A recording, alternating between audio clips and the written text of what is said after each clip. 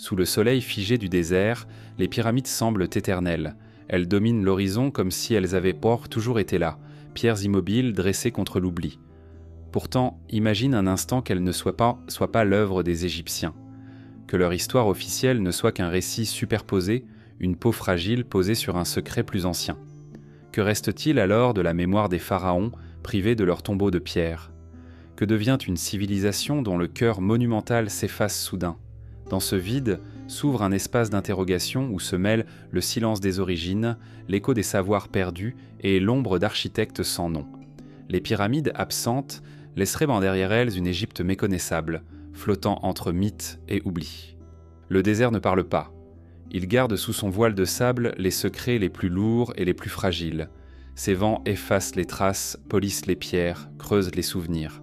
Là où s'élèvent aujourd'hui les pyramides de Gizeh, nous avons appris à voir l'empreinte des Égyptiens, le triomphe de leur dynastie, la démonstration d'un pouvoir sacralisé par l'architecture.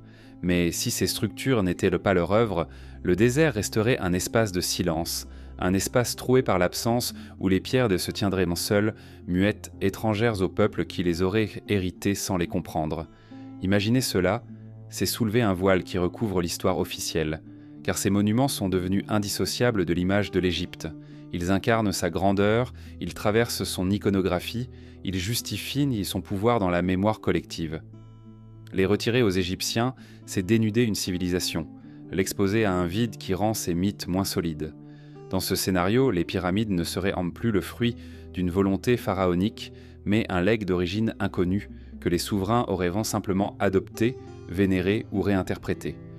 Les pierres alors deviennent muettes, non pas parce qu'elles n'ont rien à dire, mais parce qu'elles portent une langue que nous n'avons jamais apprise. Une langue antérieure aux hiéroglyphes, antérieure aux temples et aux chroniques gravées sur les murs des tombes.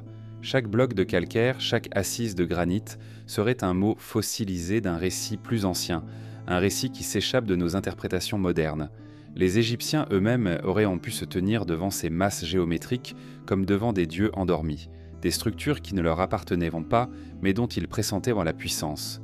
La question de l'origine des pyramides ne cesse de hanter les chercheurs, les voyageurs, les rêveurs.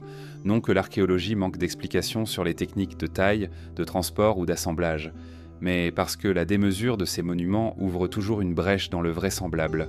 Les dates proposées, les dynasties identifiées, tout cela peut sembler rationnel, mais l'ombre de l'inconcevable demeure.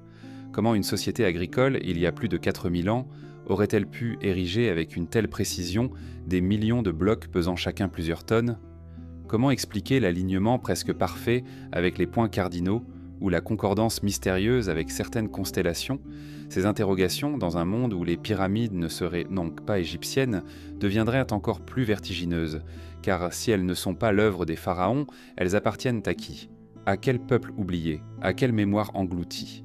Le désert aurait alors abrité non pas la naissance de l'Égypte, mais la survivance d'une civilisation disparue, dont les traces, effacées par le temps, ne nous parviennent que sous la forme de ces masses silencieuses. Les pyramides ne seraient sans plus des symboles du pouvoir égyptien, mais des reliques orphelines adoptées par une culture venue bien après leur édification. Dans ce vide, l'imaginaire s'ouvre. Certains parleraient trop d'architectes mythiques, d'êtres venus des étoiles ou des profondeurs du temps. D'autres évoqueraient une humanité parallèle, disparue avant que l'histoire commence réellement à s'écrire. La science, elle, resterait prudente, rappelant que les pierres ne prouvent rien d'autre que leur présence. Mais l'esprit humain, face à des monuments qui défient la logique, a toujours cherché des récits pour combler les silences. Si les Égyptiens n'ont pas bâti ces pyramides, l'humanité entière serait contrainte d'admettre qu'elle ignore un chapitre essentiel de son passé. Le désert, en ce sens, deviendrait un immense théâtre d'énigmes. Le sable recouvrant les traces de l'inconnu, le vent jouant le rôle du gardien, et les pyramides se dressant comme des acteurs pétrifiés, muets mais porteurs d'une mémoire étrangère. Leur mutisme ne serait pas celui de monuments dont nous connaissons le sens, mais celui de témoins de non-histoire que nous n'avons pas écrite. Et cette idée seule suffirait à transformer notre regard sur tout ce que nous croyons savoir de l'Antiquité. Car si l'on retire aux Égyptiens la paternité des pyramides, c'est la cohérence même de leur civilisation qui se fissure. Leur architecture, leurs rites funéraires, leur rapport à l'au-delà, tout cela repose sur l'idée que ces tombeaux géants étaient dans le centre de leur croyance. Les hiéroglyphes racontent des pharaons bâtisseurs, des projets colossaux, des légendes entourant les sépultures royales. Mais que deviennent ces récits si les pyramides étaient déjà là, bien avant les dynasties? Les Égyptiens auraient alors brodé leurs mythes autour d'un héritage silencieux, inventant des histoires distant pour donner sens à des pierres qu'ils n'avaient pas posées. Il faut imaginer un prêtre debout devant ces masses d'ombres de pierre, essayant d'y voir la trace des dieux. Il faut l'imaginer inventant des rituels, des mots, des chants, pour apprivoiser ces géants muets. Les pharaons auraient ordonné d'inscrire leurs noms dans les galeries, ou d'élever à côté des temples pour annexer symboliquement ces structures à leur pouvoir. Mais dans le silence des pierres, rien ne confirme leur récit. Leurs chants ne font que résonner contre des parois indifférentes. Ainsi, les pyramides seraient les témoins d'une fracture entre deux humanités, celle qui les aurait construites et celle qui les aurait reçues, fascinées mais étrangères à leur véritable origine. Cette fracture est au cœur de toutes les légendes. Elle nourrit l'hypothèse d'un savoir perdu, d'une science disparue, d'une mémoire qui nous échappe.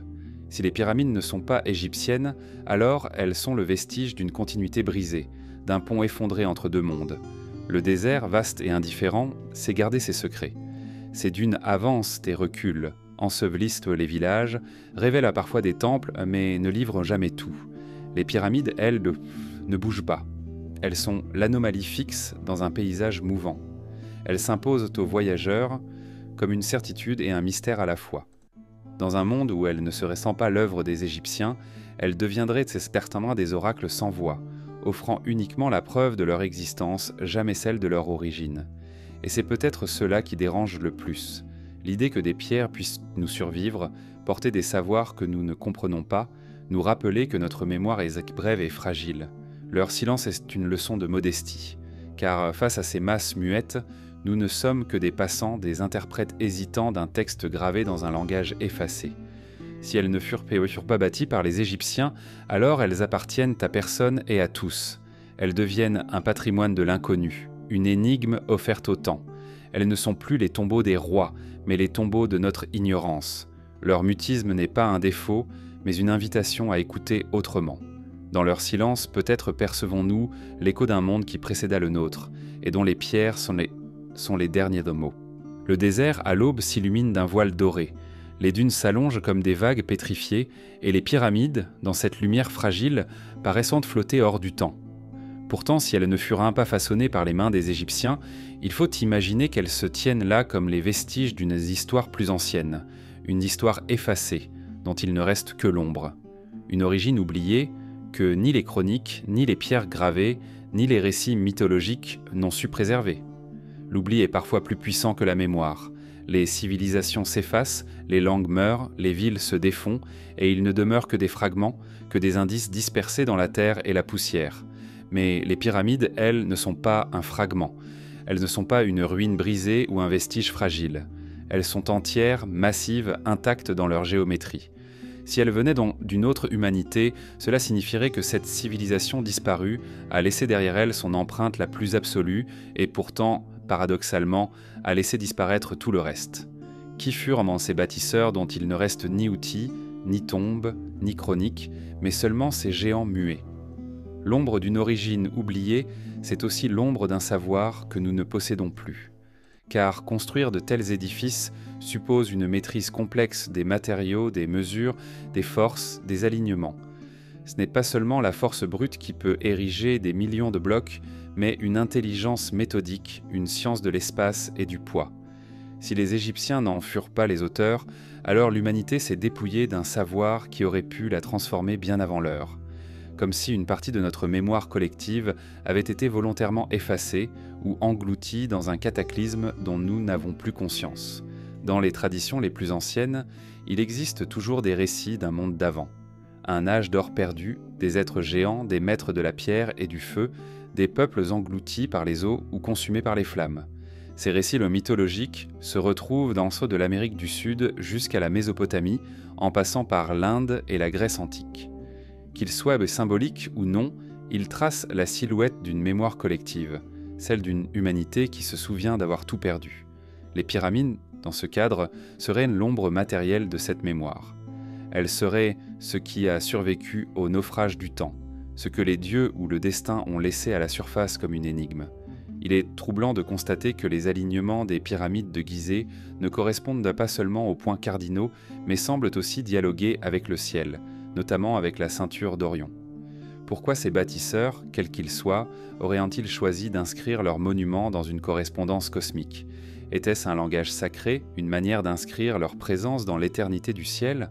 Ou bien un message, une carte, une mémoire adressée à ceux qui viendraient dans plus tard ? Dans cette hypothèse, les Égyptiens auraient hérité de ce langage céleste sans en comprendre tout le sens, reproduisant des rites autour de monuments qui portaient déjà une signification étrangère. Les archéologues modernes cherchent des preuves tangibles. Outils de cuivre, rampes de sable, inscriptions de chantier. Ils reconstituent des théories d'ingénierie et de logistique. Mais si ces pyramides sont l'héritage d'un autre peuple, alors les indices que nous cherchons n'existent pas en Égypte. Ils se trouvent peut-être ailleurs, sous d'autres terres, dans des sites encore inexplorés, ou bien effacés par un désastre planétaire. L'absence d'outils, l'absence de traces, n'est pas une lacune, c'est peut-être le signe d'une rupture, la preuve que nous regardons au mauvais endroit. Dans ce scénario, les pharaons deviennent les gardiens d'un héritage qu'ils n'ont pas bâti. Ils deviennent les conteurs d'un récit qu'ils ont adapté à leurs propres besoins. Leurs hiéroglyphes racontent leur victoire, leurs dieux, leurs morts, mais ils n'expliquent pas les origines de ces masses de pierre, comme si en silence ils avaient décidé d'habiller ce mystère d'un discours nouveau. L'ombre d'une origine oubliée s'étend alors derrière chaque inscription, derrière chaque cartouche royale. Car on sent que les pyramides, elles, dépassent ce récit et s'imposent comme des témoins plus anciens que la langue qui les entoure. Il est fascinant d'imaginer un jeune Égyptien, il y a 4000 ans, s'approchant de ces structures déjà dressées, demandant à son maître d'où elles venaient. Et le maître peut-être n'avait pas de réponse. Alors il inventait, il liait ces pierres à Ré, à Osiris, à l'ordre cosmique. Et peu à peu, ces inventions sont devenues des vérités admises, jusqu'à ce que l'histoire officielle les grave dans la pierre. Mais au fond, l'ombre demeurait. Cette ombre, c'est celle d'un passé dont la clé avait déjà été perdue. Le désert, en tant que gardien, est complice de cet oubli, car il ensevelit ce qu'il ne veut pas montrer. Les villages autour de Gizeh ont changé 1000 fois, les dynasties sont tombées, mais les pyramides n'ont pas bougé. Le sable, lui, a tout recouvert, a protégé certaines galeries, a effacé les traces de ce qui fut. L'oubli est dans la nature même du désert, et les pyramides, elles, semblent l'affronter, dressées contre cette volonté d'effacement, mais incapables de parler. Elles demeurent silencieuses au milieu d'un océan qui dévore tout. Peut-être que les bâtisseurs eux-mêmes avaient anticipé cet oubli. Peut-être savaient-ils que leur peuple disparaîtrait et que seule la pierre résisterait. Alors ils choisirent une forme simple, indestructible, géométrique, qui défie les millénaires. La pyramide, dans sa simplicité, est l'architecture la plus stable. Elle ne s'écroule pas, elle ne cède pas au séisme, elle affronte les vents et le sable. C'est comme si ces constructeurs anonymes avaient voulu que leurs traces restent visibles, même lorsque tout le reste aurait disparu. Comme s'ils savaient que l'oubli engloutirait leur nom, leur langue, leur cité. Cette idée ouvre une perspective vertigineuse. Les pyramides seraient le dernier cri d'un peuple disparu, une manière de dire au futur qu'il avait existé. Et nous, des millénaires plus tard, les regardons sans parvenir à traduire ce message. Nous le percevons, mais il nous échappe. Nous en devinons la force, mais non la signification. Leur ombre est là, immense, projetée sur l'histoire, mais leur origine s'est dissoute dans le silence. Il arrive que les archéologues découvrent, sous les sables, des vestiges inattendus, une statue, une tombe, un temple. Mais rien, jamais, ne relie directement ces pyramides à une autre culture que celle des Égyptiens. Comme si le désert avait réussi à effacer toutes les preuves, sauf celles qu'il a choisi de garder. Cet effacement sélectif entretient le mystère, et l'ombre, encore une fois, s'épaissit. Car plus nous cherchons, plus nous voyons ce vide s'étendre autour des pyramides. Alors, dans ce monde où elles ne furent donc pas l'œuvre des Égyptiens, les pyramides deviennent des énigmes vivantes. Elles portent en elles l'absence d'un peuple oublié. Elles témoignent de ce qui fut, sans jamais le révéler. Leur présence massive n'est pas une réponse, mais une question inscrite dans la pierre. Une question qui traverse les siècles, les sciences, les mythes. Qui a bâti ces géants ? Pourquoi ? Et pourquoi tout le reste a-t-il disparu ? L'ombre d'une origine oubliée plane encore aujourd'hui.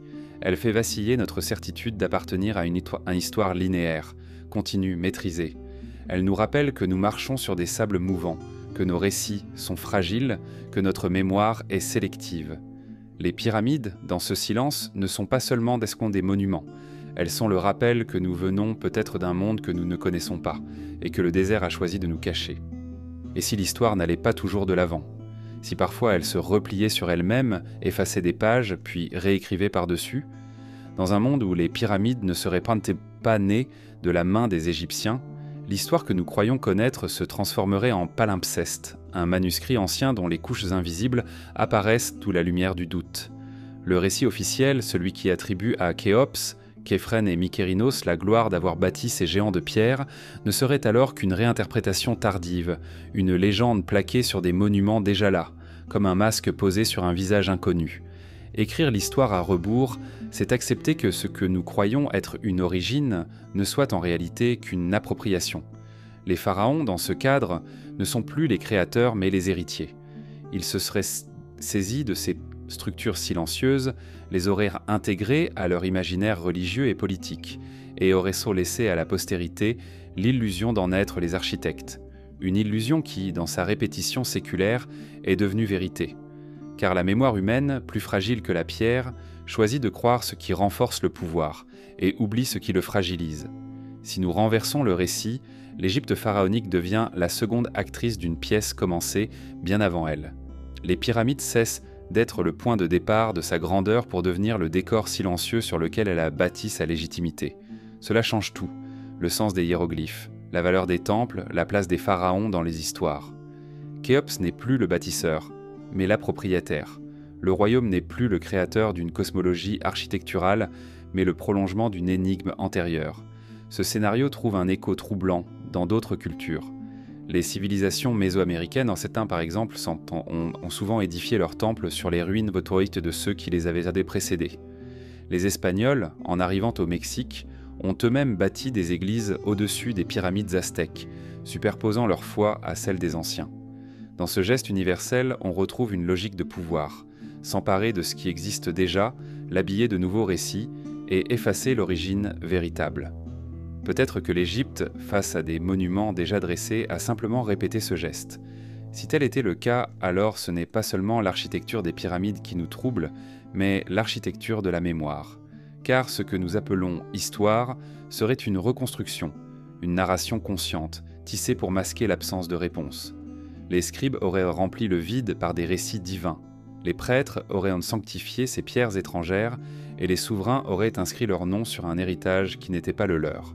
Écrire à rebours, c'est inventer une genèse qui justifie un présent. Les pyramides, dans cette perspective, deviennent des vestiges orphelins. Leur existence ne se rattache plus directement aux dynasties, mais à une lignée perdue, effacée, oubliée. L'histoire officielle commence alors non pas au moment de leur construction, mais au moment où elles furent annexées au récit égyptien. Tout ce qui précède reste dans l'ombre, englouti par le silence des millénaires, et c'est ce silence, plus encore que la pierre, qui hante notre regard.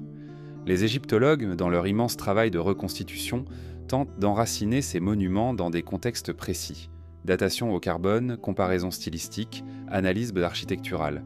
Mais il faut reconnaître que l'archéologie ne fait souvent que rapiécer un puzzle incomplet. Elle comble les manques avec des hypothèses, elle extrapole à partir d'indices ténus. Si les pyramides ne furent pas égyptiennes, alors toutes ces hypothèses ne seraient que des récits posés à rebours, des reconstructions après coup, des histoires sur des histoires. Un exemple demeure particulièrement troublant, la chambre du roi dans la grande pyramide de Khéops. Sur ces pierres, on a retrouvé des marques de carrier, des cartouches gravées à la hâte portant le nom de Khéops. Pour beaucoup, c'est la preuve que cette pyramide lui appartenait. Mais certains y voient un ajout postérieur, une manière pour les scribes de légitimer a posteriori l'appropriation du monument. Si tel était le cas, nous avons sous les yeux non pas la preuve d'une construction, mais la trace même d'une falsification historique. Un geste par lequel un pouvoir inscrit son nom dans la pierre pour réécrire un passé qui ne lui appartenait pas. Lorsque l'histoire s'écrit à rebours, les conséquences se répercutent bien au-delà du seul site de Gizeh. Elle touche à notre conception même du temps, car nous aimons imaginer l'humanité comme une ligne continue, un progrès lent et régulier, une marche en avant depuis les cavernes jusqu'aux cités modernes. Mais si une civilisation inconnue avait précédé l'Égypte et bâti ces monuments, cela signifierait que la ligne est brisée, que l'histoire est faite de ruptures, de pertes, d'oubli. Cela signifierait que notre passé est discontinu, que nous ne sommes pas les héritiers d'un progrès linéaire, mais les enfants d'un monde fragmenté, hanté par des effondrements successifs. Il est des mythes qui racontent exactement cela. Le mythe grec des âges du monde, par exemple, décrit une humanité déchue, qui passe de l'âge d'or à l'âge de fer, perdant à chaque étape un savoir, une grandeur, une proximité avec les dieux. Dans les récits indiens, les yugas marquent également des cycles de déclin, où chaque monde s'effondre avant qu'un autre ne commence. L'Égypte sans ses pyramides, ou plutôt héritière de pyramides qu'elle n'a pas bâties, s'inscrirait parfaitement dans ce schéma. Elle serait le témoin d'un monde qui a repris après une chute, en inventant un récit à rebours pour masquer la rupture. Le désert, encore une fois, joue ici un rôle de complice, car il ne livre jamais l'ordre exact des choses. Il garde les secrets enfouis, brouille la chronologie, efface les couches anciennes pour ne laisser paraître que ce qu'il veut. C'est un archiviste cruel qui conserve l'objet mais détruit le contexte. Ainsi, les pyramides demeurent, mais tout ce qui pourrait raconter leur vraie genèse s'est dissous dans le sable. Face à cette absence, l'homme a toujours choisi de réécrire, de combler par des mythes. Il faut s'imaginer le regard d'un pharaon sur ces monuments qu'il n'a pas bâtis. Il les contemple, les redoute peut-être, et comprend qu'il doit les intégrer à son pouvoir. Car comment régner sur un peuple sans se lier à ce qui inspire la plus grande crainte et la plus grande fascination ? Alors il fait inscrire son nom, il fait bâtir à côté des temples qui dialoguent avec ces pierres muettes, et peu à peu il inscrit sa dynastie dans un récit qui ne lui appartenait pas. L'histoire alors s'écrit à rebours. Cette hypothèse, au-delà de son vertige, révèle une vérité plus profonde. L'humanité n'accepte pas le vide. Elle invente des récits pour combler l'absence, des dieux pour expliquer l'inexplicable, des histoires pour couvrir les silences. Les pyramides, sans méfiance, si elles ne furent pas égyptiennes, sont devenues le terrain même de cette invention. Elles sont un miroir de notre incapacité à tolérer l'inconnu. Nous préférons croire en un récit plausible, même fragile, plutôt que d'accepter l'idée d'un passé qui nous échappe. Et peut-être est-ce cela, au fond, la véritable énigme. Non pas de savoir qui a construit les pyramides, mais de comprendre pourquoi nous avons tant besoin de répondre à cette question. Pourquoi ce silence nous obsède ? Pourquoi nous cherchons à combler ce vide par des récits toujours plus complexes ? L'histoire à rebours n'est pas seulement celle que les Égyptiens auraient écrite, c'est aussi la nôtre, celle que nous écrivons encore aujourd'hui, en tentant de faire parler des pierres muettes, en traçant des fils invisibles entre les ruines et nos certitudes. Le désert respire lentement, comme une mer figée dont les vagues ne cessent pourtant de se déplacer. Chaque grain de sable roule, s'ajoute à un autre, recouvre et découvre tour à tour les pierres anciennes. Et au milieu de ce mouvement patient, les pyramides se dressent immobiles, comme si elles étaient la seule chose stable dans un monde qui n'a jamais cessé de changer. Pourtant, dans l'hypothèse où elles n'auraient pas été érigées par les Égyptiens, leur silence devient encore plus pesant, car ce silence n'est plus seulement celui de monuments funéraires dont nous aurions perdu le rituel exact. C'est le silence d'une absence, l'absence des bâtisseurs eux-mêmes. Qui étaient-ils ? Pourquoi n'ont-ils laissé aucune trace de leur existence ailleurs que dans ces masses géométriques ? Une civilisation assez puissante, assez savante pour déplacer et ajuster des blocs de plusieurs tonnes, devrait avoir laissé derrière elle des villes, des outils, des tombes, des objets du quotidien. Mais rien de tout cela ne se présente à nos yeux. Rien ne subsiste en dehors des pyramides. Ce paradoxe ouvre un gouffre dans notre compréhension du passé. C'est comme si un peuple entier avait choisi de se taire, de disparaître, ne laissant derrière lui qu'un seul cri de pierre, figé pour l'éternité. Ce silence est encore plus étrange lorsqu'on considère la nature humaine. Les civilisations, grandes ou modestes, ont toujours gravé leurs histoires. Des peintures rupestres dans les grottes aux tablettes mésopotamiennes, des poèmes sumériens aux chants védiques, les hommes ont toujours cherché à inscrire leur passage. Pourquoi alors un peuple capable d'un tel exploit architectural n'aurait-il pas laissé de témoignages écrits, de récits oraux transmis, de traces que d'autres auraient pu reprendre ? Leur absence devient un mystère plus troublant encore que leur présence. Peut-être faut-il envisager que ce silence ne fut pas volontaire mais imposé, qu'un cataclysme ait effacé leurs villes, leurs bibliothèques, leurs chroniques, que le sable ait enseveli tout ce qui pouvait raconter leur histoire, ne laissant visible que les monuments les plus résistants. De grandes civilisations ont disparu dans l'oubli. Les cités de l'Indus, encore à demi muettes, ou les villes englouties de la Méditerranée. Pourquoi n'existerait-il pas un autre peuple dont nous n'aurions conservé que ces pyramides comme ultime vestige ? Les bâtisseurs absents invitent aussi à réfléchir à la fonction réelle de ces structures. Si elles ne sont pas les tombeaux des pharaons, alors que sont-elles ? Des observatoires astronomiques, des machines énergétiques, des sanctuaires liés à un culte oublié ? Le silence des constructeurs nous empêche d'y répondre. Leur absence interdit toute certitude. Ce que nous voyons n'est pas une réponse mais une énigme massive. Les pierres parlent par leur alignement, par leur taille, par leur orientation. Mais elles ne disent-elles pas le nom de ceux qui les ont posées. Elles ne disent-elles pas pourquoi. Dans les récits, qui traversent dans différentes cultures, on trouve souvent la trace de bâtisseurs mythiques. Les Grecs parlaient point des cyclopes, artisans de murailles gigantesques. Les légendes bibliques évoquent les géants, les néphilim, bâtisseurs d'ouvrages immenses. Les traditions arabes attribuaient parfois les pyramides à des peuples d'avant le déluge qui auraient voulu sauver leur savoir dans la pierre. Ces mythes, dispersés mais concordants, dessinent l'ombre d'une mémoire plus ancienne. L'idée qu'il y eut un jour des bâtisseurs dont nous avons perdu la trace. Leurs noms se sont effacés, mais leurs œuvres demeurent. Le silence des pyramides n'est pas seulement historique, il est aussi spirituel. Il appelle une écoute différente, une attention qui dépasse l'archéologie. Car face à elle, l'homme ressent toujours une forme de vertige, comme si leur mutisme cachait une vérité qui ne nous est pas destinée. Ce sentiment est universel. Quiconque se tient au pied de ces masses ressent à la fois fascination et impuissance. Elles semblent dire quelque chose, mais dans une langue étrangère, une langue qui n'est plus parlée nulle part. On peut imaginer les Égyptiens eux-mêmes face à ce silence. Si ces monuments leur étaient déjà étrangers, comment les ont-ils reçus ? Peut-être comme des cadeaux des dieux, peut-être comme des témoins d'un âge précédent, trop lointain pour être compris. Alors ils ont fait ce que les hommes font toujours.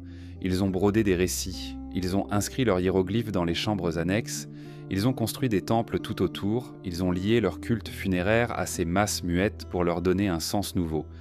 Mais derrière ces récits, le silence demeure. Le silence des bâtisseurs absents agit aussi comme une fracture dans notre propre mémoire, car il nous rappelle que notre savoir est incomplet. Nous aimons croire que nous avons reconstruit l'histoire, que les dates, les outils et les méthodes suffisent à donner un sens à tout ce que nous observons.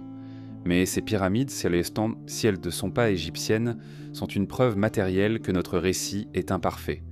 Elles seraient la cicatrice d'une amnésie collective, un rappel brutal que l'humanité a perdu une partie de son passé. Dans cette hypothèse, les Égyptiens ne sont pas des menteurs, mais des héritiers. Ils ont recueilli un legs dont ils ne comprenaient pas l'origine. Ils ont habité un désert déjà marqué par ces géants. Leur génie fut peut-être d'intégrer ce mystère à leur propre vision du monde, d'habiller de rites et de mythes ce qui, autrement, aurait été trop inquiétant. Car un peuple a besoin de récits pour vivre, et le vide est insupportable. En donnant aux pyramides une fonction religieuse et politique, les Égyptiens ont dompté le silence. Mais ce silence, au lieu de disparaître, s'est transmis. Car aujourd'hui encore, malgré des siècles de fouilles et de recherches, nous ne pouvons que spéculer. Nous sommes, comme eux, face à ces pierres immobiles, à inventer des histoires tudo pour combler le vide. Peut-être avons-nous, sans le savoir, répété exactement le même geste, celui d'inscrire nos hypothèses sur des monuments qui refusent de parler. Et c'est peut-être là leur rôle profond, rappeler à l'humanité qu'elle ne sait pas tout, qu'elle n'a pas accès à l'ensemble de son histoire. Les pyramides non-peu dans cette lecture ne sont pas seulement des bâtiments, mais des oracles de pierre. Elles ne donnent pas de réponse claire, mais elles entretiennent le doute. Elles ne révèlent presque pas leurs bâtisseurs, mais elles enseignent par leur mutisme. Elles disent que le silence parfois est plus fort que la parole. Les bâtisseurs absents, en fin de compte, ne sont peut-être pas totalement absents. Leur présence se fait sentir dans le frisson que l'on éprouve au pied de ces masses, dans les questions qu'elles suscitent, dans la fascination qui persiste depuis des millénaires. Ils ont disparu, mais leur œuvre continue d'agir. Leur silence est une voix qui ne s'éteint pas. Une voix qui dit « Nous étions là. Vous ne saurez jamais qui nous étions, mais vous ne pourrez pas nous oublier. » Dans l'immensité du désert, les pyramides se dressent comme des silhouettes immuables, des géométries parfaites plantées au milieu des sables mouvants. Elles semblent indifférentes au temps, insensibles au siècle, comme si elles n'avaient jamais eu besoin d'un peuple pour exister. Pourtant, chaque monument est normalement lié à une communauté, à une histoire collective qui le conçoit, le construit, l'habite et le transmet. Ici, c'est l'inverse.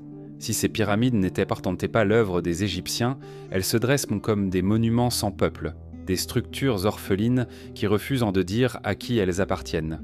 Cette étrangeté trouble notre imagination, car bâtir de telles masses exige une organisation colossale. Des artisans, des ouvriers, des architectes, des intendants, des prêtres pour sacraliser l'effort. Il faut des villes pour nourrir les foules, des forêts pour fournir le bois, des carrières pour extraire la pierre, des embarcations pour transporter les blocs sur le Nil. Un chantier de cette ampleur ne peut être isolé. Il doit s'inscrire dans un réseau humain foisonnant. Or, dans ce scénario, tout ce réseau a disparu. Sans traces, sans fossiles, sans mémoire. Les pyramides, elles, qui m'ont survécu. Comme si elles avaient été posées qui sont là par une main invisible, surgissant dans le désert sans que personne n'ait vu les bâtisseurs s'affairer autour d'elles. L'absence de peuple rend leur présence encore plus énigmatique, car un monument sans peuple ne peut pas être célébré, entretenu, justifié. Il se tient seul, étranger aux dynasties qui passent, silencieux au milieu des sables. Peut-être est-ce ce qui leur donne cette aura intemporelle. Elles ne semblent appartenir à personne, ni aux Égyptiens qui les revendiquent, non, ni aux voyageurs qui les contemplent, ni même à l'histoire qui tente de les inscrire dans une chronologie. Elles sont détachées du monde comme des météorites de pierre tombées comme d'un autre ciel. Si les pyramides n'avaient pas été construites par les Égyptiens, elles seraient l'illustration d'une fracture dans l'histoire humaine.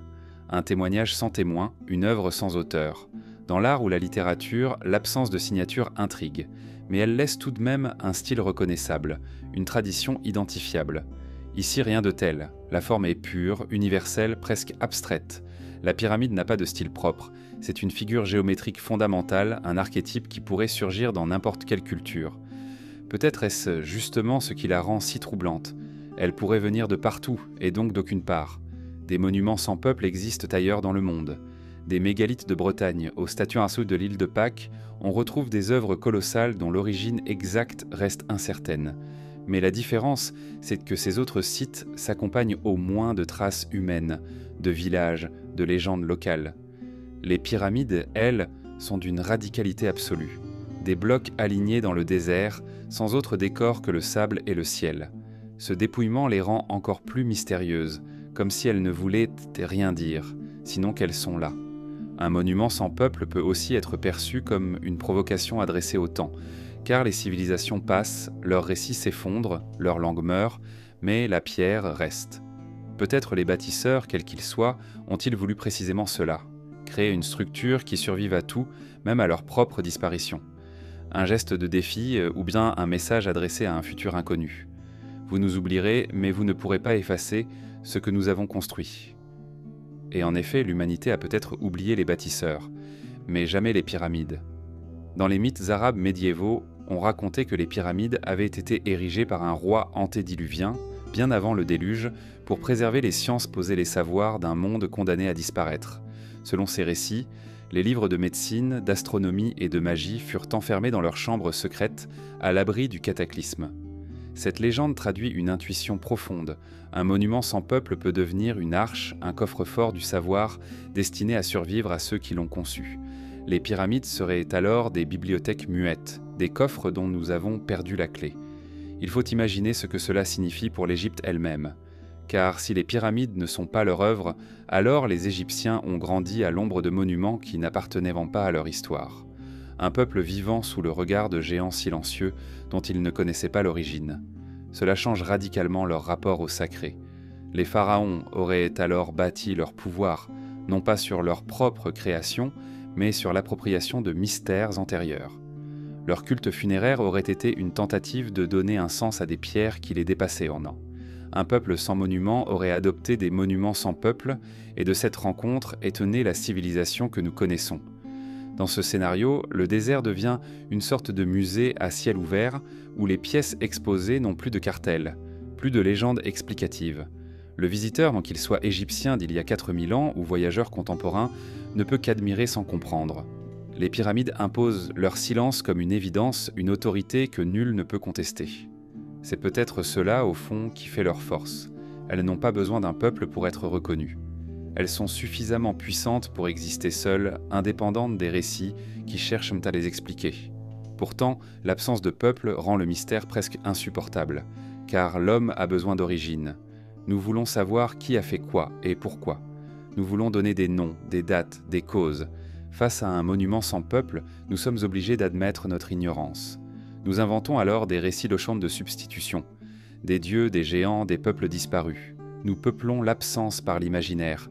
Et peut-être est-ce là le rôle véritable de ces pyramides, être des catalyseurs de mythes, des foyers où l'humanité projette ses peurs et ses rêves. Le désert, encore une fois, est complice. Il a effacé les traces des bâtisseurs, si tant est qu'elles aiment exister. Il a laissé seulement les structures les plus solides, comme si lui aussi avait choisi d'entretenir le mystère.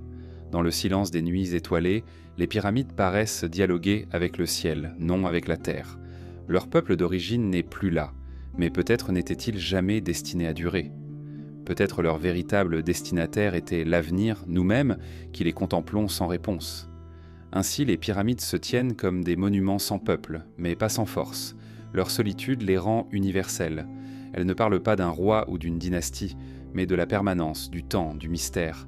Elles sont des énigmes figées, des rappels que l'histoire humaine n'est pas une ligne continue, mais un archipel d'îles, certaines habitées, d'autres désertes, et que parfois il ne reste qu'une architecture sans habitants pour témoigner d'un monde effacé. La nuit tombe sur le plateau de Gizeh, le sable se refroidit, le ciel s'ouvre et des millions d'étoiles apparaissent comme des phares anciens. Les pyramides, baignées de silence, se fondent dans l'obscurité et leur arête semble s'en prolonger le dessin des constellations. Dans ce décor immobile, on peut imaginer une autre histoire, celle de voyageurs d'un autre temps, venus d'un âge oublié, qui auraient en temps déposé ces monuments avant de disparaître. Cette hypothèse n'est pas une invention moderne. Depuis des siècles, des récits circulent selon lesquels les pyramides auraient été construites par des peuples d'avant le déluge, ou même par des visiteurs venus d'ailleurs. Des légendes arabes médiévales affirment qu'un roi d'avant l'inondation aurait ordonné leur édification pour sauvegarder les savoirs d'un monde condamné. Dans certaines interprétations ésotériques, ces voyageurs ne seraient pas humains au sens où nous l'entendons, mais porteurs d'une connaissance que nous avons perdue. Peut-être appartenaient-ils à une humanité parallèle, peut-être venaient-ils de régions englouties, peut-être d'étoiles lointaines. Leur identité se dissout dans l'imaginaire, mais leurs traces demeurent, les pyramides, énigmatiques, inébranlables. Penser aux pyramides comme à l'œuvre de voyageurs d'un autre temps, c'est les détacher du contexte égyptien. Elles ne sont plus les tombeaux de rois, mais des bornes dressées pour marquer un passage, comme si ceux qui les avaient érigées voulaient en signaler leur venue à travers les âges. Un phare non pas pour guider des navires, mais pour guider la mémoire humaine. Un repère laissé dans le désert, au cas où tout le reste disparaîtrait. Si tel était le cas, alors les alignements astronomiques des pyramides prennent un sens nouveau. Leur précision dans l'orientation cardinale, leur relation supposée avec la ceinture d'Orion, leur rapport avec les cycles du Soleil et des étoiles, tout cela pourrait être un langage destiné à d'autres voyageurs, à d'autres époques. Un code qui transcende les langues humaines, puisqu'il s'inscrit dans le ciel lui-même. Les étoiles ne changent pas de place aux yeux d'une vie humaine. Elles sont les seuls repères stables à l'échelle des millénaires. En inscrivant leurs monuments dans ce dialogue cosmique, les bâtisseurs auraient voulu garantir que leur message survivrait aux civilisations et aux effondrements. Les voyageurs d'un autre temps ne sont pas forcément des étrangers venus du ciel. Ils pourraient en être des héritiers d'un monde terrestre disparu, d'une civilisation dont nous n'avons plus la mémoire. Les traditions de nombreuses cultures parlent d'âges antérieurs, d'âges engloutis. L'Atlantide de Platon, les continents perdus des mythes indiens, les cités effacées par les flots ou par les flammes, tout cela témoigne de la persistance d'un souvenir d'effondrement. Les pyramides, dans cette perspective, seraient le seul legs matériel d'un âge antérieur à l'histoire écrite. Elles seraient le témoignage d'un monde brisé, dont les habitants auraient disparu comme des voyageurs quittant une terre condamnée. Il faut s'arrêter un instant pour mesurer ce que cela signifie.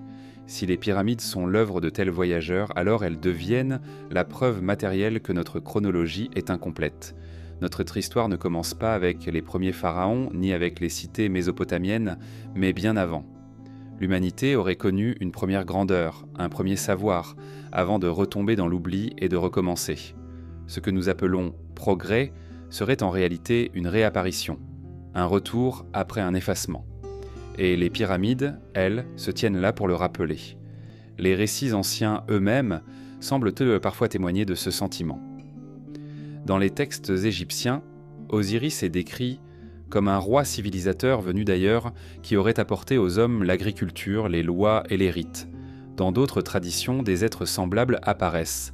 Quetzalcoatl chez les Aztèques, Viracocha dans les Andes, tous décrits comme des voyageurs étrangers venus instruire les hommes avant de disparaître. Leur départ est toujours mystérieux. Ils s'éloignent vers l'est ou disparaissent dans la mer ou s'élèvent grand vers le ciel.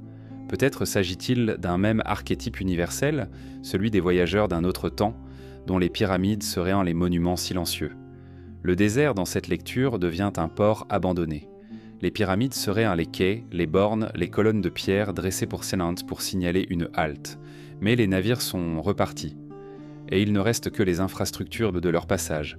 Nous marchons aujourd'hui sur ce port déserté sans connaître les voyageurs qui s'y sont arrêtés. Le sable a recouvert les traces de leur campement, le vent a effacé leur langue, mais les quais demeurent, immenses, indestructibles. Il est tentant de projeter sur ces voyageurs des traits qui nous dépassent. Peut-être maîtrisaient-ils une science que nous n'avons pas encore retrouvée. Peut-être comprenaient-ils l'énergie de la Terre, les mouvements des étoiles, la résonance des pierres. Peut-être avaient-ils accès à des savoirs que nous ne pouvons même pas formuler avec nos outils actuels. Mais leur silence est total. Ils ont laissé des monuments et rien d'autre. Aucune explication, aucun mode d'emploi. Comme si leur message devait rester énigmatique, volontairement incomplet. Ce silence ouvre deux possibilités.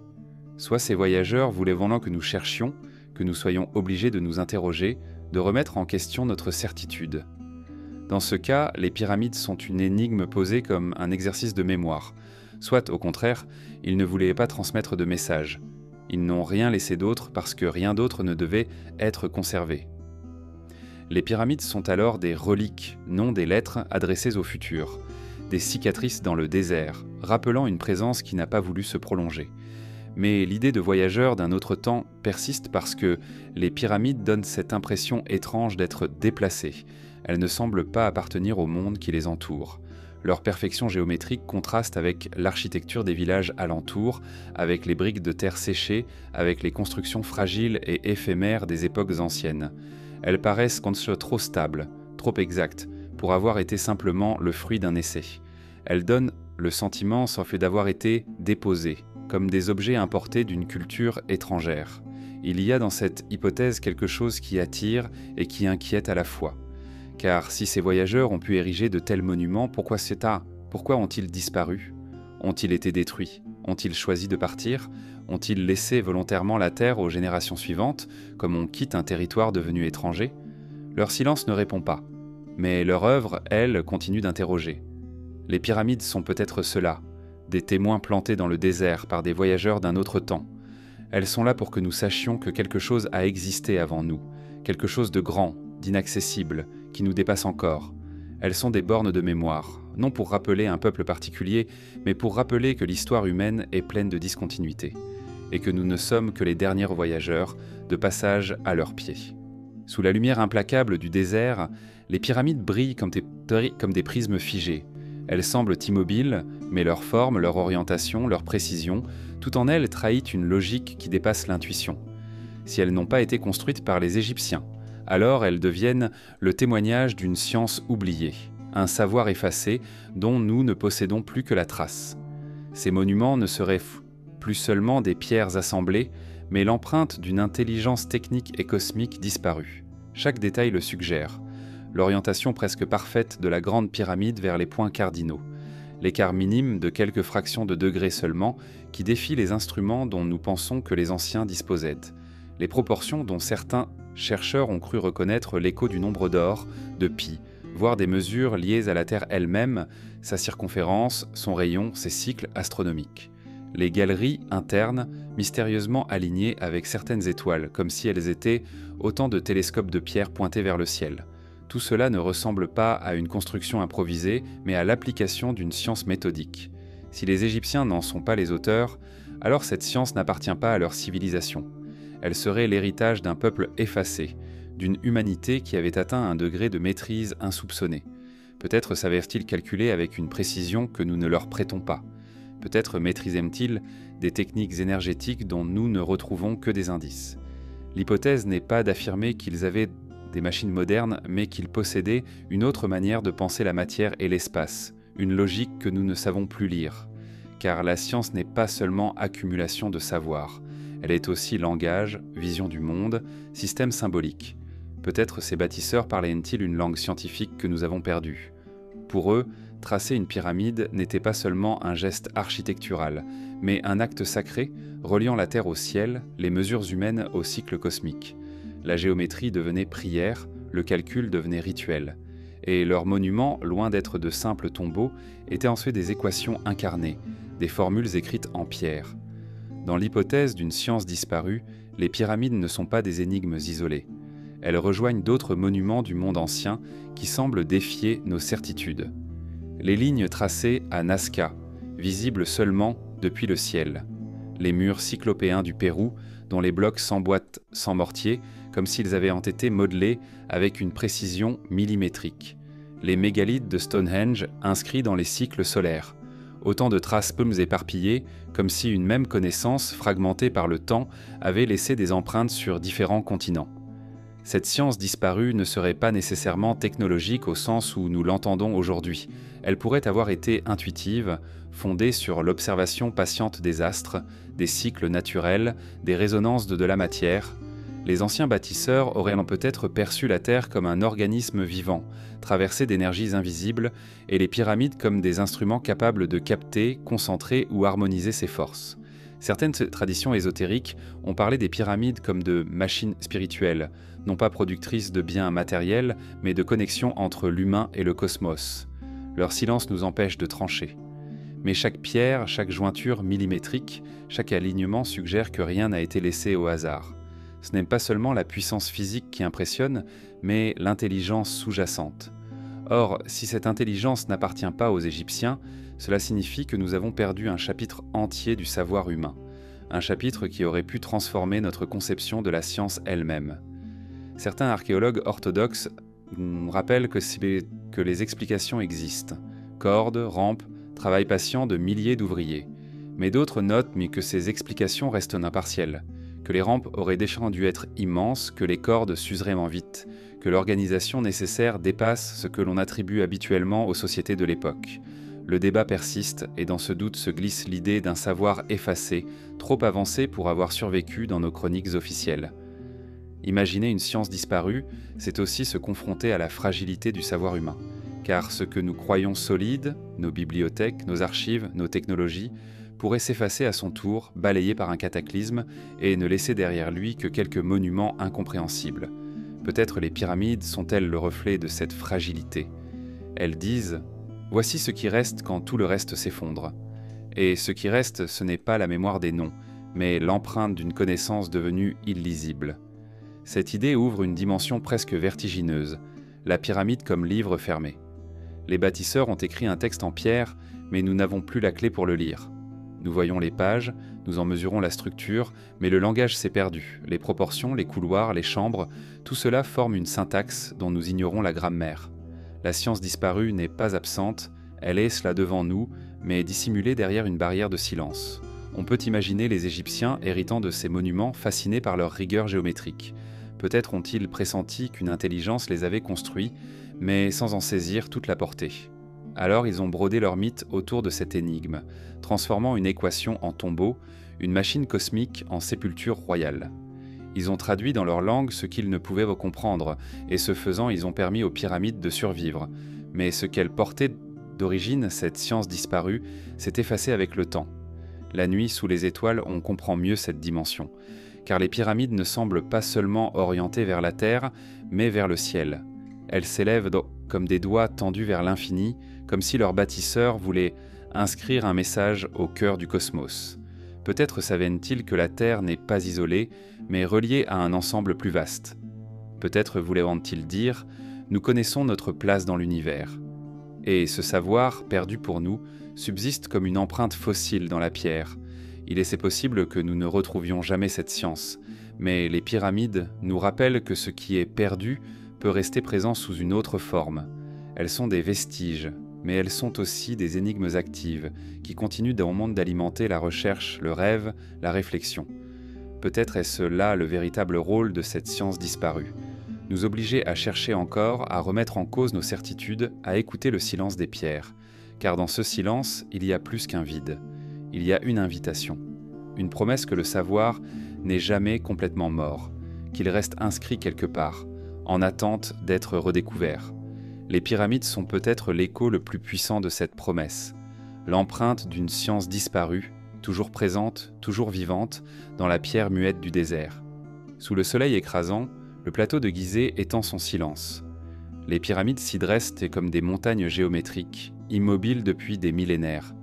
Si elles n'étaient pas l'œuvre des Égyptiens, alors elles représentent pour les pharaons non pas la gloire de leur pouvoir, mais l'abîme d'un vide. Un vide historique, un vide symbolique, un vide de légitimité. Car un souverain, pour régner, a besoin d'ancêtres, de fondations, d'un récit solide auquel rattacher son autorité. Si les pyramides leur étaient étrangères, les pharaons auraient dû affronter ce silence menaçant et trouver des moyens pour le combler. Il faut imaginer ces rois debout devant les géants de pierre, ressentant à la fois fascination et malaise. Ces monuments, trop grands pour être ignorés, trop puissants pour être laissés à l'écart, s'imposaient comme une énigme. Les pharaons, bâtisseurs de temples, de digues, de villes, de statues colossales, ne pouvaient rivaliser avec cette perfection antérieure. Leur défi n'était pas de construire plus haut, mais de donner un sens à ce qui existait déjà. Le vide qu'ils affrontaient n'était pas matériel, mais symbolique. Comment régner à l'ombre de structures qui semblaient appartenir à une autre humanité? Face à ce vide, les pharaons auraient retrouvé refuge dans l'invention de récits. Ils auraient attribué ces pyramides à leurs prédécesseurs mythiques, les inscrivant dans une généalogie royale fictive. Ils auraient ordonné aux scribes de graver des cartouches, d'inscrire leurs noms dans des chambres ou des galeries pour annexer ces monuments à leur lignée. Ainsi, ce qui ne leur appartenait pas devenait leur héritage. Ce geste n'était pas un mensonge au sens moderne, mais un acte politique et sacré. Approprier le mystère pour renforcer le pouvoir. Ce vide était aussi un défi religieux. Les Égyptiens concevaient l'univers comme un ordre fragile, menacé par le chaos. Tout monument, toute cérémonie, visait à maintenir l'équilibre entre Maat, la justice cosmique, et Isfet, le désordre. Si les pyramides n'étaient pas de leurs mains, elles représentaient un chaos à dompter. Des structures immenses, silencieuses, sans explication, menaçaient l'ordre établi. Les pharaons durent alors intégrer ce vide dans leur cosmologie. Ils firent des pyramides des tombeaux royaux, des portes vers l'au-delà, des points d'ancrage de l'ordre cosmique. Ce faisant, ils transformèrent une énigme en pilier religieux. Mais sous cette appropriation se cachait toujours l'angoisse, car les pyramides, n'entrant dans leur silence, ne confirmaient pas ces récits. Elles demeuraient indifférentes aux chants, aux rituels, aux hiéroglyphes gravés. Les prêtres pouvaient se proclamer qu'elles étaient l'œuvre de Khéops ou de Képhren, mais les pierres, elles, ne validèrent en rien. Les pharaons, malgré leur puissance, restaient des hôtes d'un héritage qui leur échappait. C'est peut-être cette angoisse qui les poussa à multiplier les constructions autour des pyramides, temples, chaussées, statues. Autant de gestes pour envelopper le vide, pour habiller l'énigme d'un récit rassurant. Il est possible que cette confrontation ait marqué profondément l'imaginaire royal. Les pharaons se disaient « fils du soleil, intermédiaire entre les dieux et les hommes ». Mais face aux pyramides, ils n'étaient plus les premiers. Quelqu'un avant eux avait accompli un exploit plus grand encore. Leur rôle devint alors celui d'interprète. Ils se firent les traducteurs d'un langage perdu, ceux qui donnèrent un sens à des monuments dont ils n'étaient pas les auteurs. Leur pouvoir reposait moins sur leur capacité à construire que sur leur capacité à raconter. Cette idée explique peut-être pourquoi les pyramides ultérieures, construites sous les dynasties suivantes, ne retrouvèrent jamais la perfection de Gizeh. Les tentatives d'imitation furent nombreuses, pyramides plus petites, pyramides à degrés, pyramides brisées. Mais aucune n'atteignit la rigueur et la puissance des premières, comme si les pharaons cherchaient à reproduire un modèle qui leur échappait, comme si leur vide intérieur se traduisait par des copies imparfaites, incapables d'égaler l'original. Ce constat renforce l'hypothèse que ces géants appartenaient à un autre temps. Il faut imaginer aussi l'effet sur le peuple. Les Égyptiens vivaient dans une société profondément religieuse où les récits officiels structuraient le quotidien. Voir ces monuments dressés dans le désert, sans comprendre leur origine, devait susciter autant d'admiration que de crainte. Le peuple avait besoin d'explications, et le rôle du pharaon était de les fournir. En liant ces pyramides à leur pouvoir, les rois donnaient au peuple un cadre rassurant. Mais dans l'ombre, le vide persistait. Ce vide était aussi historique, car les annales royales, les fresques, les inscriptions, tout devait raconter une continuité. Or, si les pyramides précédaient l'Égypte pharaonique, elles brisaient cette continuité. Elles rappelaient qu'il y avait eu un avant dont on ne savait rien, mais qui avait laissé des traces plus durables que celles des pharaons eux-mêmes. Cela devait peser sur leur mémoire. Chaque cérémonie, chaque offrande déposée au pied de ces monuments était aussi une tentative de recouvrir ce vide, de le remplir de récits, de le rendre moins menaçant. Dans cette confrontation, les pharaons apparaissent moins comme des bâtisseurs que comme des conteurs. Leur pouvoir reposait sur leur capacité à transformer le silence en récit, à convertir le vide en légende. Mais ce faisant, ils témoignent malgré eux de leur fragilité. Car un pouvoir qui doit habiller une énigme n'est jamais totalement assuré. Derrière la majesté des cérémonies, derrière la gloire des statues, persistait une inquiétude sourde. Et si ces monuments rappelaient que les pharaons n'étaient pas les premiers, ni peut-être les plus grands, on peut imaginer un pharaon seul dans sa barque traversant le Nil au crépuscule. Devant lui, les pyramides se dressent dans l'ombre rouge du soir. Il les contemple, sachant qu'il devra inscrire son nom à côté d'elles pour exister dans la mémoire du peuple. Mais il sait aussi, dans un recoin secret de son esprit, que ces géants ne sont pas à lui. Ce regard, mi-fasciné, mi-anxieux, est peut-être le vrai visage des rois face au vide. Une lutte intérieure entre orgueil et humilité, entre pouvoir et énigme. Ainsi, les pyramides, si elles n'étaient pas égyptiennes, auraient en joué un rôle paradoxal. Elles ont donné aux pharaons une légitimité immense, mais en même temps, elles leur ont rappelé leur impuissance. Elles furent des symboles de pouvoir et des rappels de fragilité. Elles furent à soi des trésors adoptés, mais aussi des fardeaux impossibles à expliquer. Dans leur silence, elles plaçaient chaque roi devant une vérité qu'il ne pouvait ni nier ni comprendre. Et ce vide, loin de disparaître, se prolonge jusqu'à nous. Dans le désert, les temples des anciens pharaons s'étendent sont comme des oasis de pierre. Colonnes massives, hiéroglyphes peints, statues colossales, tout y respire la solennité et la dévotion. Pourtant, si les pyramides n'étaient pas leur œuvre, ces temples prennent une couleur étrange. Ils deviennent des réponses maladroites, des tentatives pour dialoguer avec un silence qui ne renvoie aucun écho. Des voix humaines, multipliées en prières et en chants, se perdent contre les parois immuables des géants de Gizeh. Un temple est normalement conçu pour abriter la parole divine, pour canaliser la voix des dieux et la restituer à la communauté. Il est fait pour résonner de liturgie, pour accueillir des cortèges, pour vibrer du souffle des hommes et des divinités. Mais face aux pyramides, ces temples paraissent fragiles, presque insignifiants. Ils ressemblent à des tentatives désespérées de donner une voix à des monuments qui refusent de parler. Leurs murs gravés racontent des généalogies, des conquêtes, des visions de l'au-delà, mais les pyramides, elles, ne répondent pas. Leur mutisme réduit les temples au rang d'ornement, comme si ces sanctuaires n'étaient que des noms, que des murmures autour d'un silence inébranlable. Si les Égyptiens avaient hérité des pyramides sans les bâtir, alors leurs temples n'étaient pas les centres originels de leur religion, mais des annexes autour d'un mystère. Les prêtres auraient été contraints d'inventer des rites pour justifier l'existence de ces géants. Ils auraient décoré leurs sanctuaires de récits où les pyramides devenaient des tombeaux royaux, des passerelles vers l'au-delà. Mais dans leur cœur, peut-être savaient-ils que ces récits n'étaient que des fictions. Les temples vibraient pans de chants, mais les pyramides demeuraient de marbre, indifférentes à ces voix. Il faut imaginer une procession s'approchant de Gizeh, des prêtres vêtus de lin, portant des encensoirs, psalmodiant des hymnes à Ré ou à Osiris. Le peuple suit, déposant des offrandes, priant pour la fertilité du Nil, pour la protection des récoltes, pour l'ordre cosmique. Et là, devant eux, les pyramides restent impassibles. Aucun écho, aucun signe. Le soleil se couche, projetant leur ombre immense sur le désert, et les chants s'éteignent dans le vide. Ce contraste entre la ferveur humaine et le silence des monuments devait être insoutenable.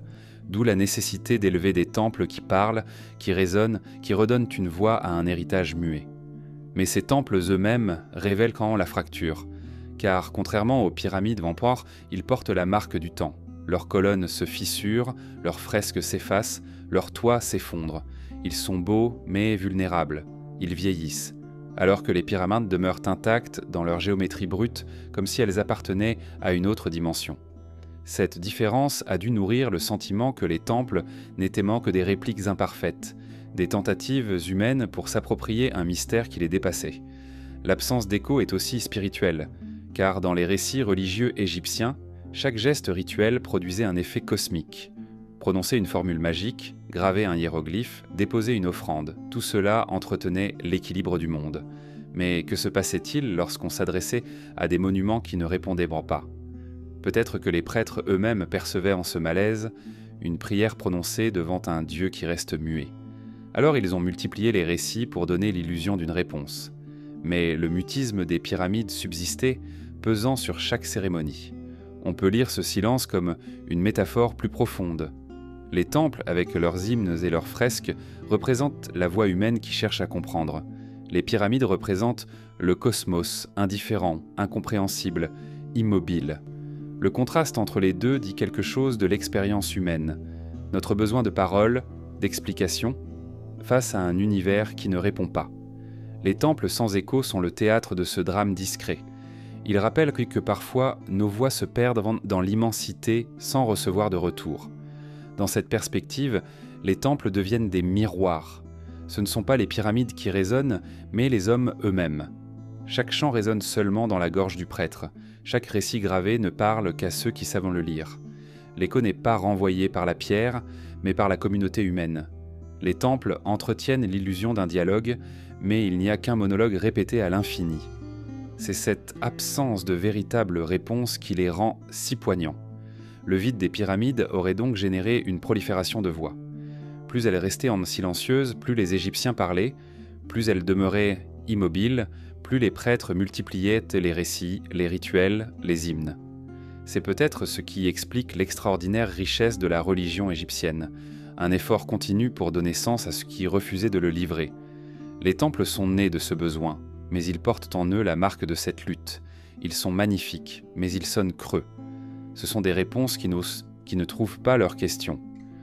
Les voyageurs grecs, lorsqu'ils découvrirent l'Égypte, furent donc frappés par cette abondance de sanctuaires d'Anson et de zétides et de récits. Hérodote, fasciné, décrivit les cérémonies, les processions, les récits cosmiques, mais lui aussi, comme tant d'autres, resta perplexe devant les pyramides.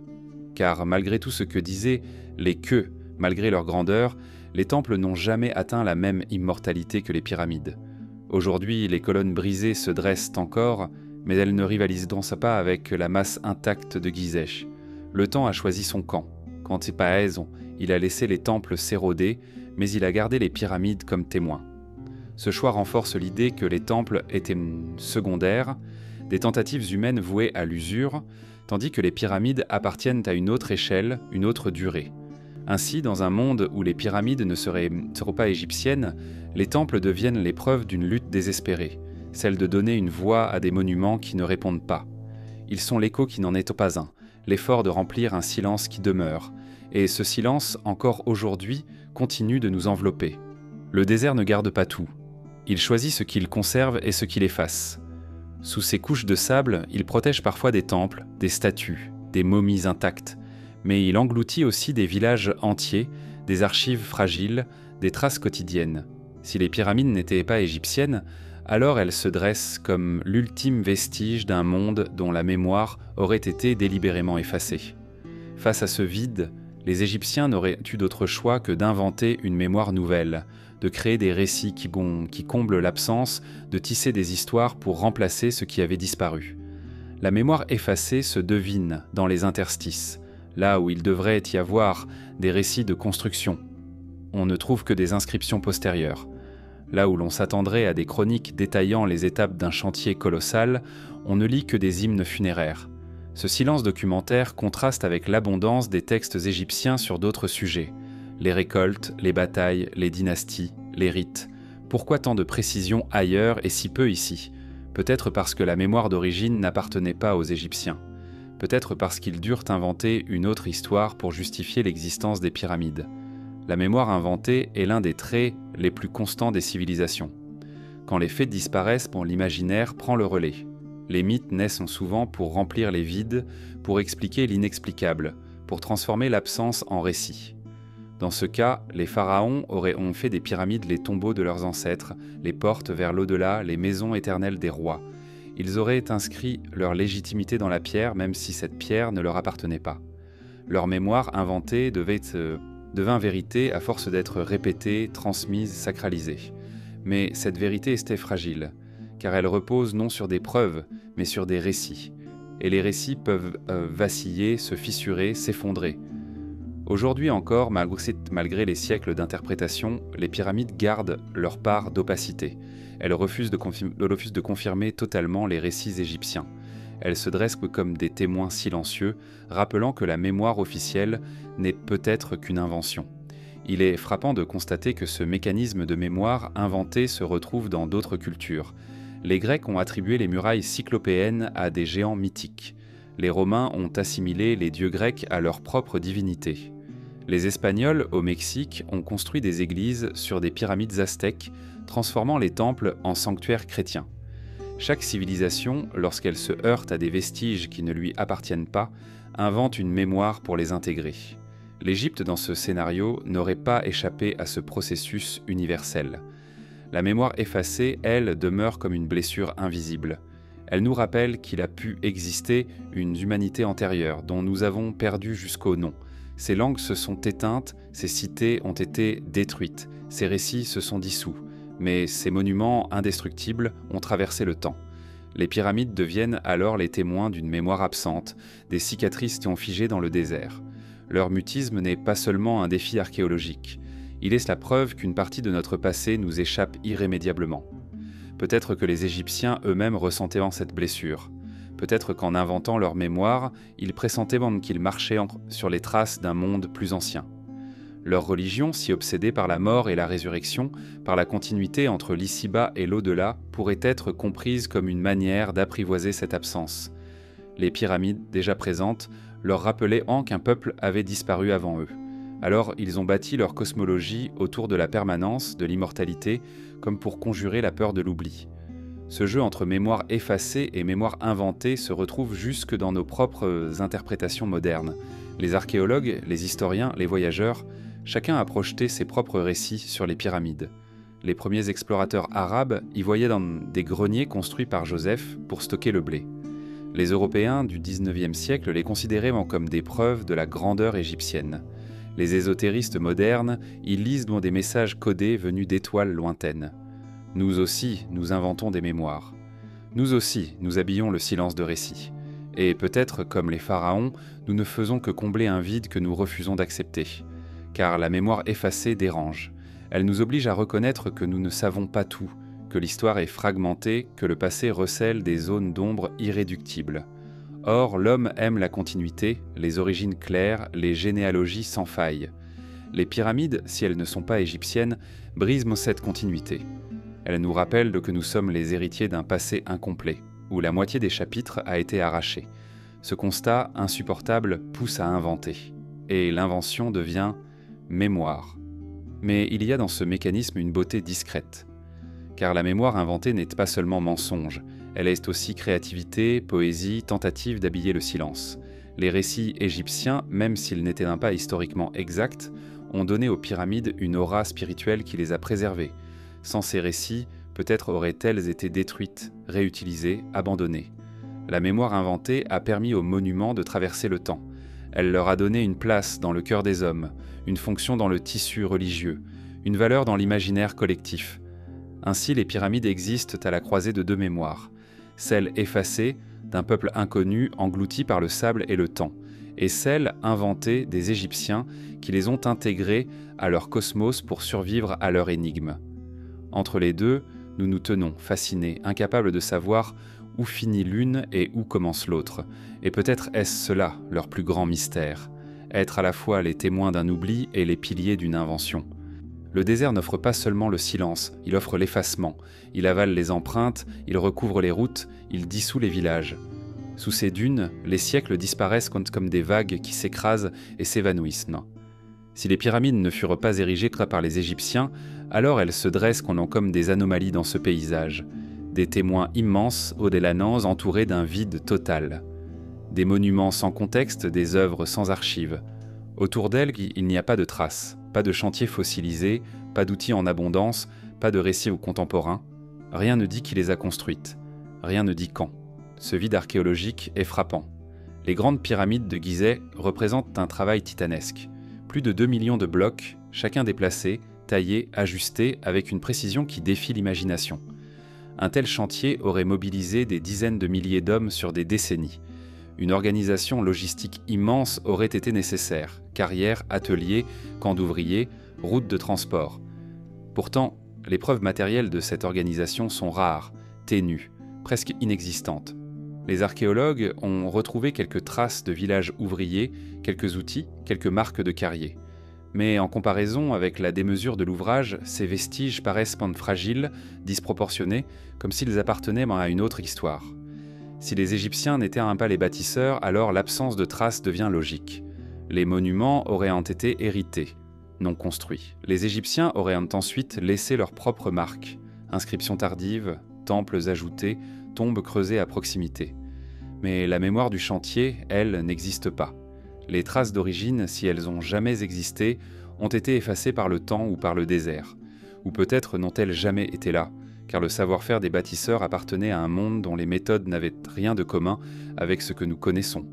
Les traces qui n'existent pas nourrissent la fascination et le doute, car l'archéologie repose sur la matérialité, sur les preuves tangibles.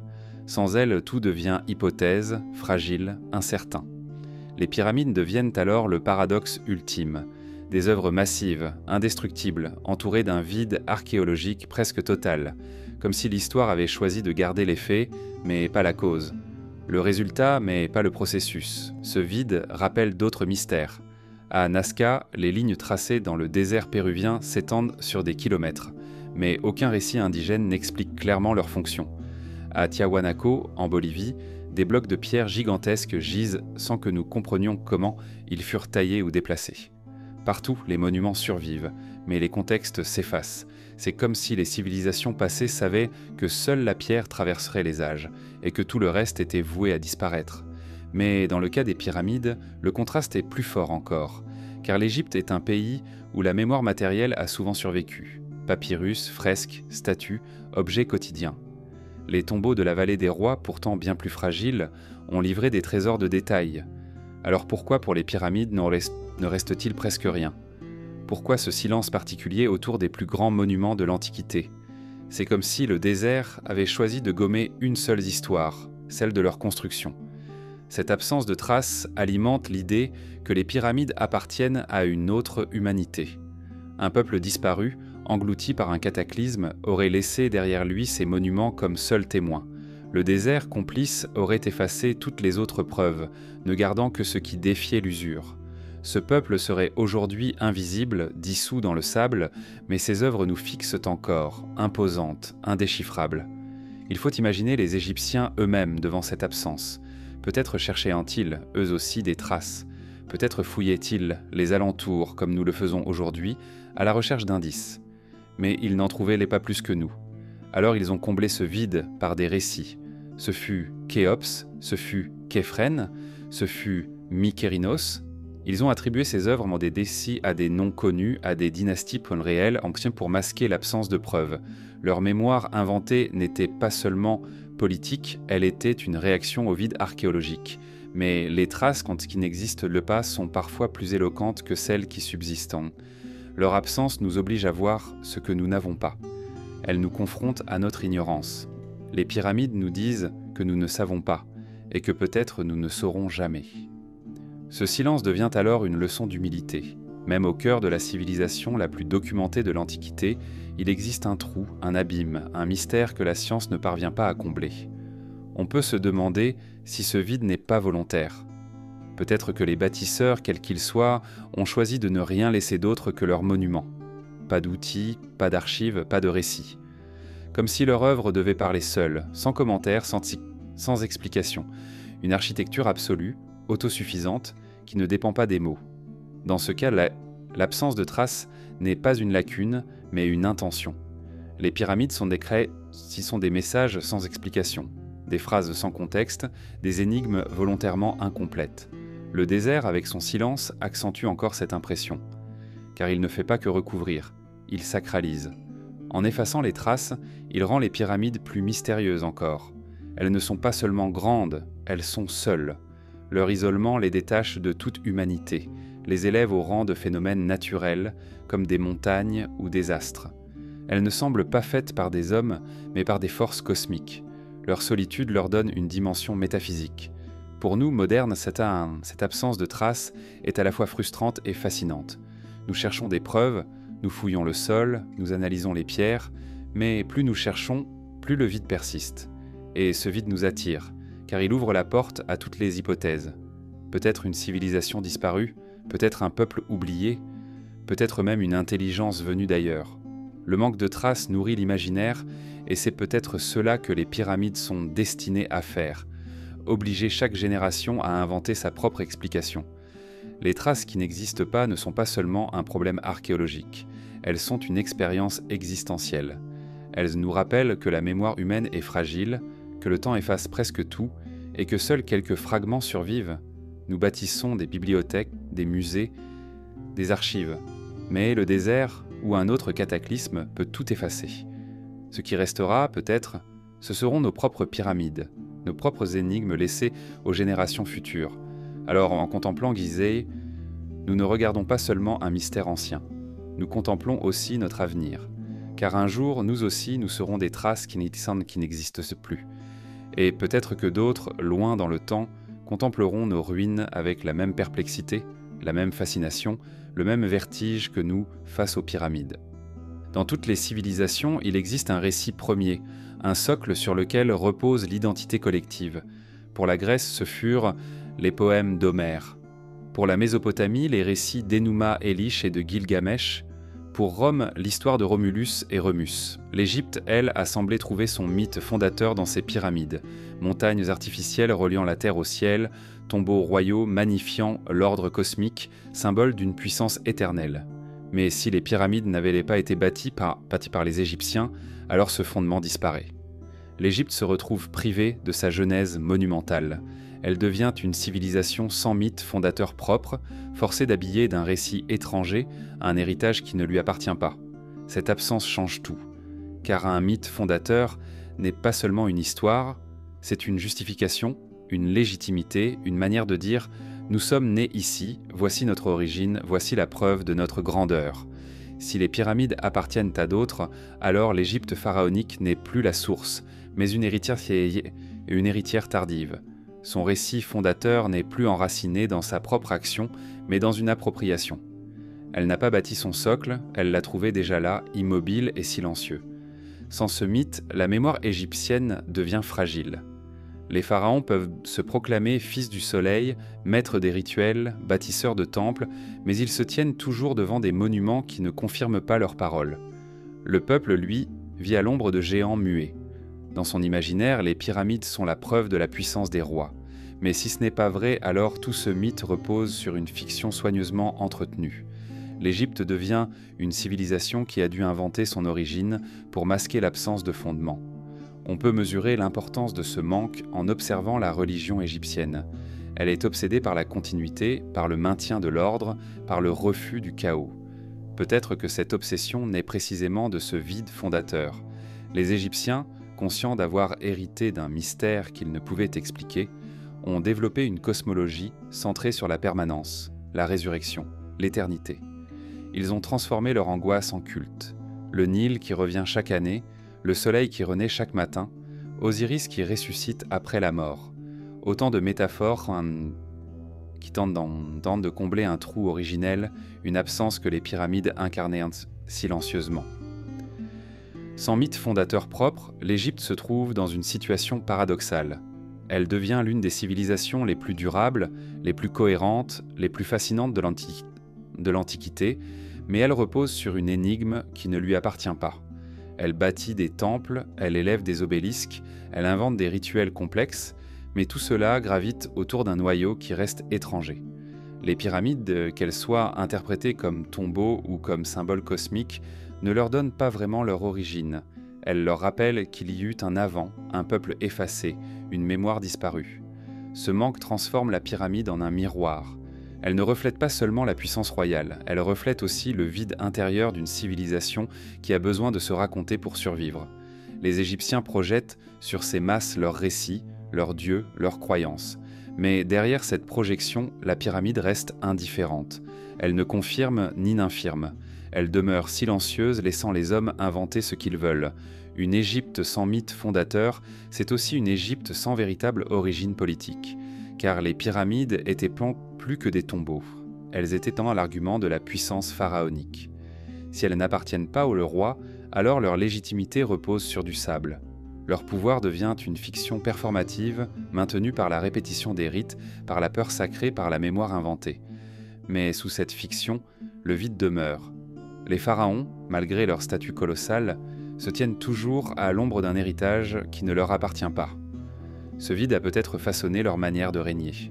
Leur obsession pour l'ordre, leur rigidité rituelle, leur contrôle sur les mythes, tout cela peut être lu comme une tentative de masquer cette faille. Les pyramides, immuables, leur rappelaient chaque jour qu'ils n'étaient ni pas les premiers, ni peut-être les plus grands. Alors ils ont cherché à compenser par une maîtrise totale du récit, par une religion omniprésente, par un appareil symbolique écrasant. L'absence de mythe fondateur propre a été remplacée par une multiplication de récits secondaires, tous destinés à occuper le vide. Mais ce vide, loin de fragiliser l'Égypte, a peut-être aussi renforcé sa grandeur, car une civilisation consciente de son manque devient une civilisation qui invente sans cesse. L'Égypte privée d'origine a bâti une mémoire gigantesque pour se donner une illusion d'éternité. Ses temples, ses fresques, ses hiéroglyphes, tout cela forme une tentative grandiose de se créer un socle. La pyramide étrangère a servi de catalyseur. Elle a obligé les Égyptiens à déployer une imagination religieuse et politique inépuisable. Elle a nourri leur besoin de permanence. Dans cette perspective, l'absence de mythe fondateur devient la véritable origine. Non pas une origine positive, mais une origine négative, un vide autour duquel tout s'est structuré.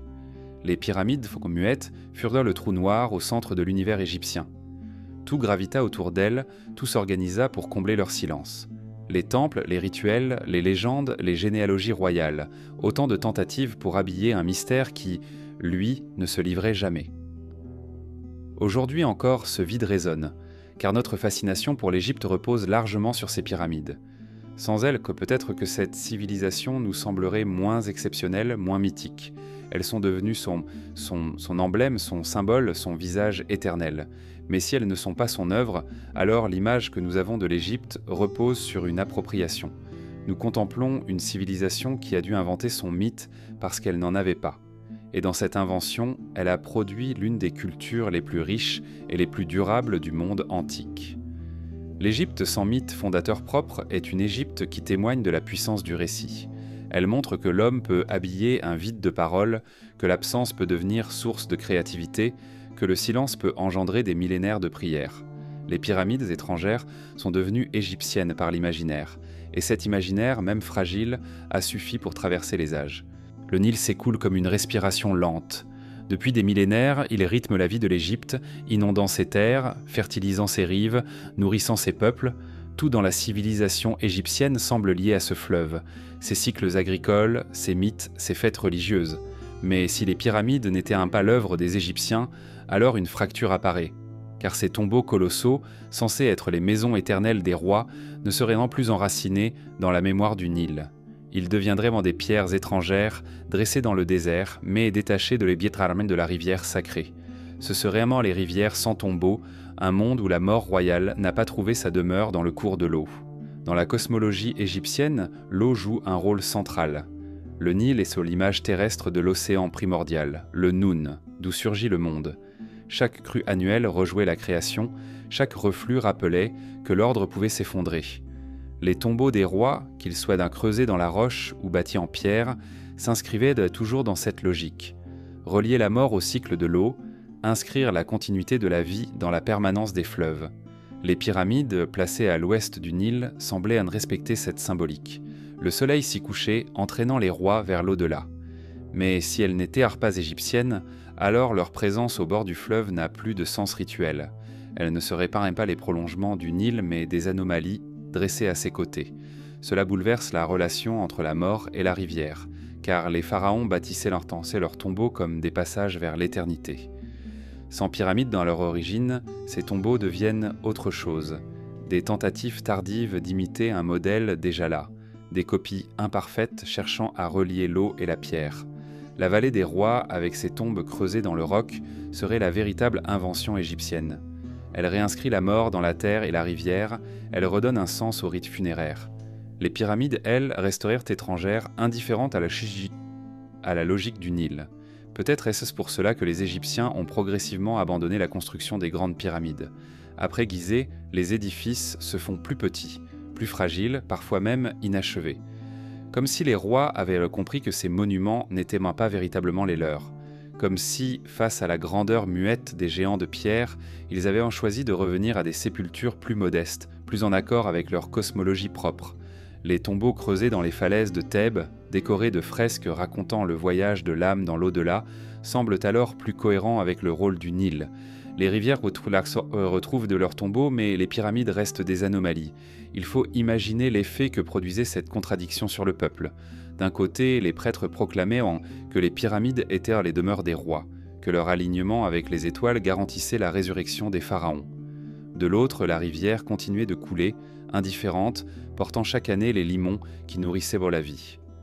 Entre la parole et l'eau, un décalage persistait. Les pyramides n'avaient pas de lien organique avec le fleuve. Elles étaient trop immobiles, trop étrangères, trop géométriques. Le Nil, lui, coulait librement, rappelant que la vie ne se fige jamais. Cette dissociation entre la rivière et les tombeaux met en lumière une fracture plus large, celle entre l'homme et la nature. Si les pyramides appartiennent à une autre civilisation, alors elles représentent une science froide, une géométrie parfaite, mais détachée du cycle naturel. Elles ne dialoguent pas avec le fleuve, elles s'imposent à lui. Les Égyptiens, au contraire, ont toujours cherché à s'harmoniser avec les rythmes de l'eau et du soleil. Leur véritable génie n'est pas d'avoir bâti des géants de pierre, mais d'avoir su inscrire leur vie dans le flux de la rivière. Une Égypte sans pyramide construite par elle-même est une Égypte plus fluide, plus organique, mais aussi privée de son symbole éternel. Dans cette perspective, les pyramides deviennent comme des blocs de silence posés au bord d'une rivière qui n'en a pas besoin. Elles ne racontent pas l'histoire du Nil, elles ne célèbrent pas ses crues, elles ne reflètent pas son cycle. Elles sont étrangères au flux, indifférentes au mouvement. Ce contraste leur donne une aura étrange. Elles semblent appartenir au ciel plus qu'à la terre, aux étoiles plus qu'à l'eau. Le Nil les côtoie, mais ne les intègre pas. Elles ne sont pas ses filles, mais ses étrangères. Cela résonne avec les mythes d'autres civilisations. Dans l'Inde ancienne, les fleuves sont personnifiés comme des déesses, et leurs rives sont peuplées de temples qui dialoguent avec leur eau. Dans la Grèce antique, les sources et les rivières étaient habitées par des nymphes et les sanctuaires se construisaient souvent autour d'elles. L'eau et le sacré étaient inséparables. Mais à Gizeh, si les pyramides ne sont pas égyptiennes, elles se tiennent à distance de ce lien organique. Elles ne sont pas l'émanation du Nil, mais des intruses dressées à ses côtés. Ce décalage change notre regard sur l'ensemble de la civilisation. Car sans les pyramides comme mythe fondateur, l'Égypte apparaît moins comme une culture de la monumentalité que comme une culture de la fluidité. Ces vraies créations sont dans ces temples, dans ces rites, dans ces fresques qui suivent le mouvement du soleil et de la rivière.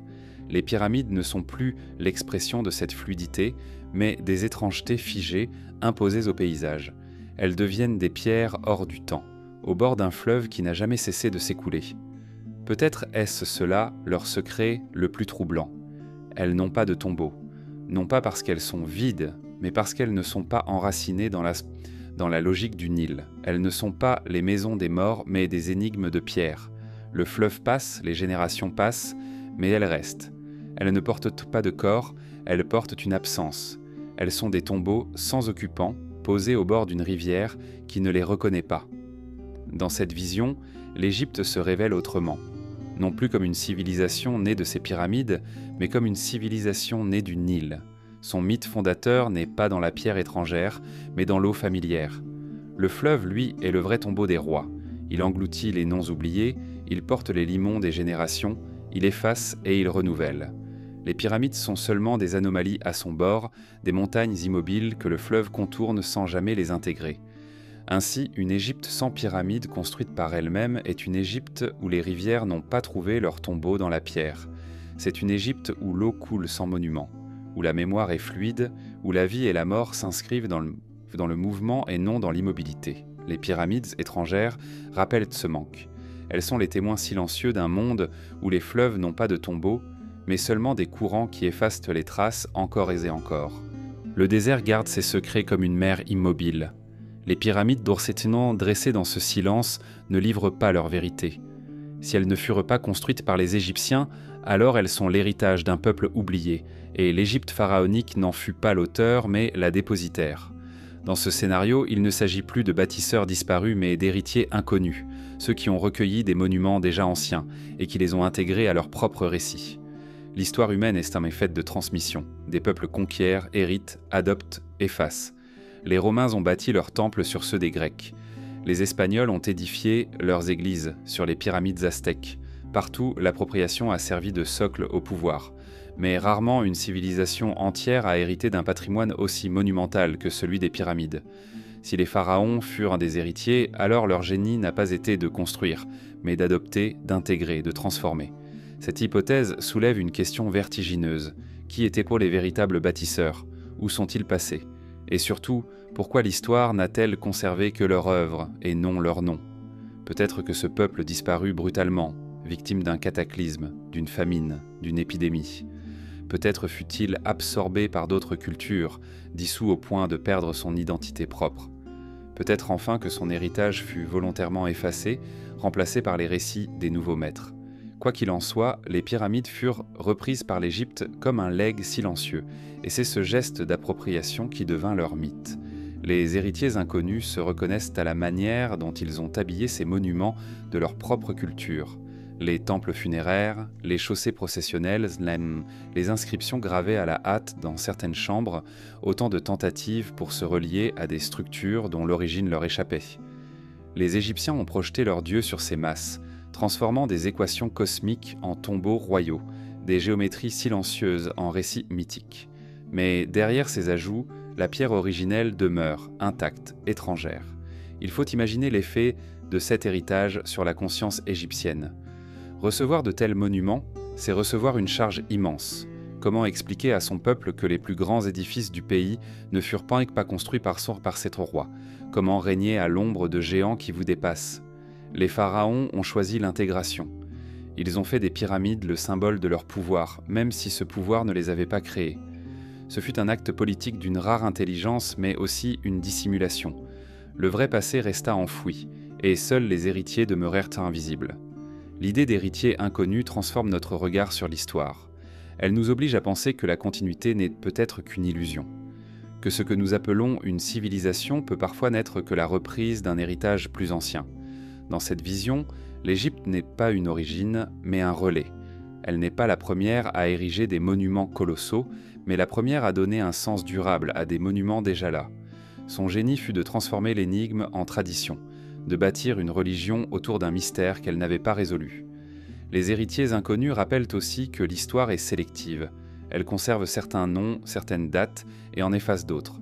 Peut-être que les bâtisseurs originels furent connus à leur époque, peut-être qu'ils avaient leur propre récit, leur propre mythe, mais tout cela a disparu, englouti par le temps, balayé par le désert.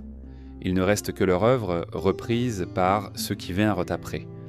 L'Égypte, en ce sens, est la mémoire de ce peuple oublié, mais une mémoire déformée, réinventée, habillée de dieux nouveaux. On peut voir des traces de ce processus dans la manière dont les Égyptiens traitèrent les pyramides. Ils ne les laissèrent jamais à l'abandon. Ils construisirent autour, ajoutèrent des temples, inscrivirent des hiéroglyphes. C'était une manière de se les approprier, de les faire leurs. Mais cette appropriation prouve en creux que les monuments existaient déjà. Car on n'annexe que ce qui préexiste. Les héritiers inconnus se révèlent dans ce geste. S'approprier pour survivre, raconter pour combler l'absence. Le plus troublant, c'est que ce mécanisme ne nous est pas étranger. Nous aussi, modernes, sommes peut-être les héritiers d'un passé qui ne nous appartient pas. Nous bâtissons nos récits sur des ruines, nous réinventons les mémoires perdues, nous nous approprions des monuments dont nous ne comprenons plus la signification. Les pyramides, dans cette perspective, deviennent le miroir de notre propre condition. Nous sommes toujours les héritiers d'inconnus. L'histoire entière n'est peut-être qu'une suite d'héritages mal compris. Ce constat donne aux pyramides une dimension nouvelle.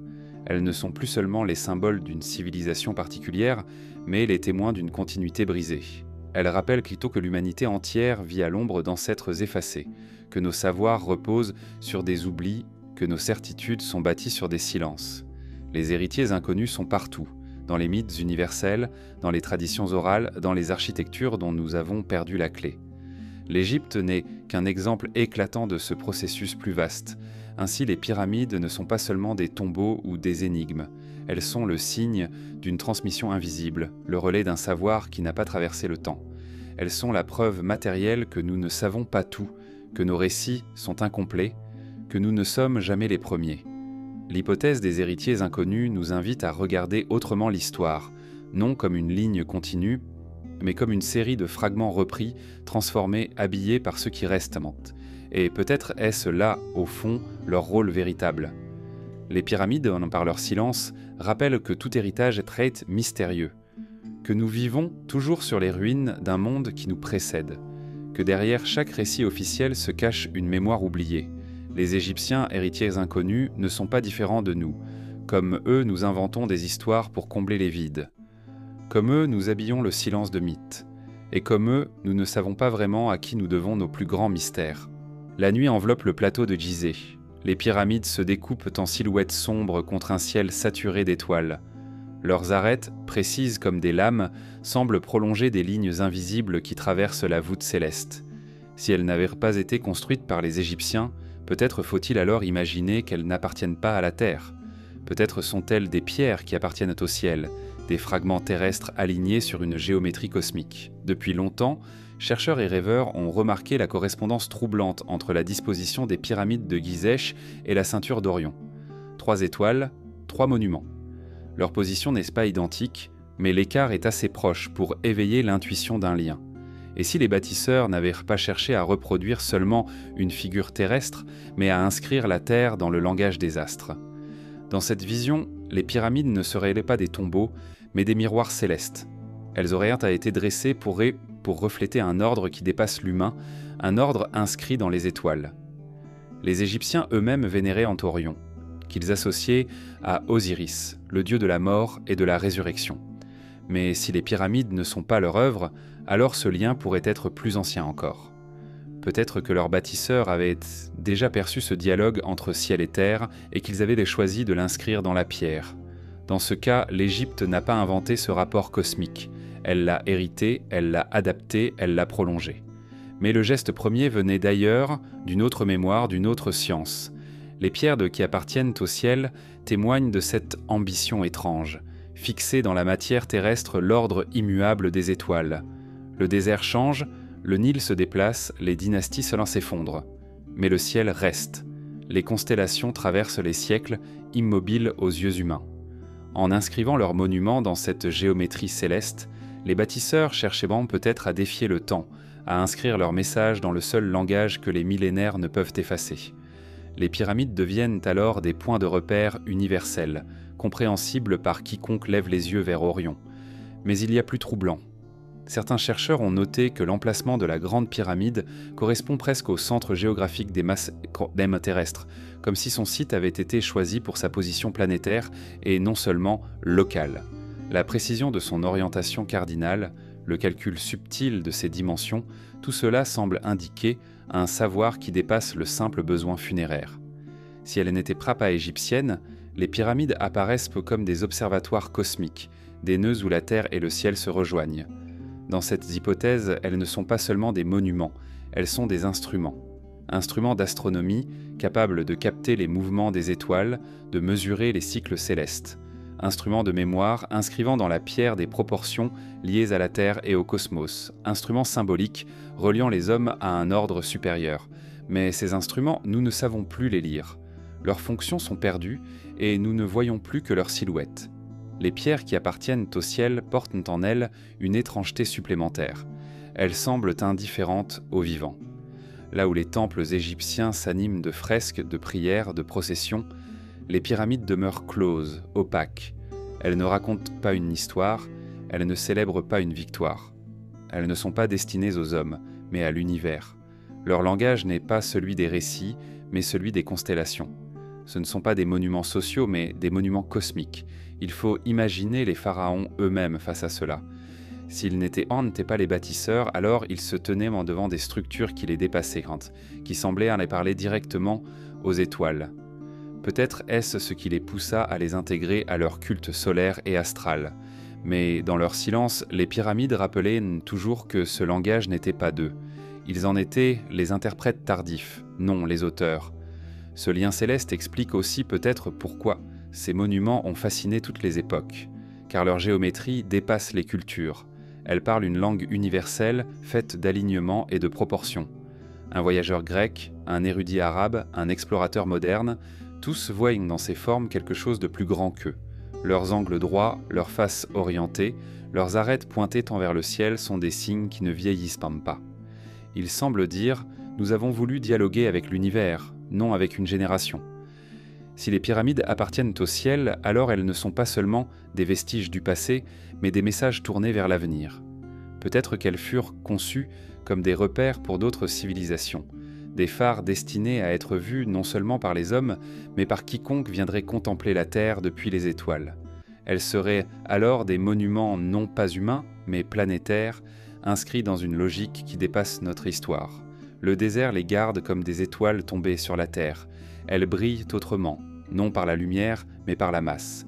Elles captent le regard comme les astres captent la nuit. Leur silence n'est pas un vide, mais une intensité. Elles n'appartiennent ni au sable ni au Nil, mais au ciel qu'elles reflètent.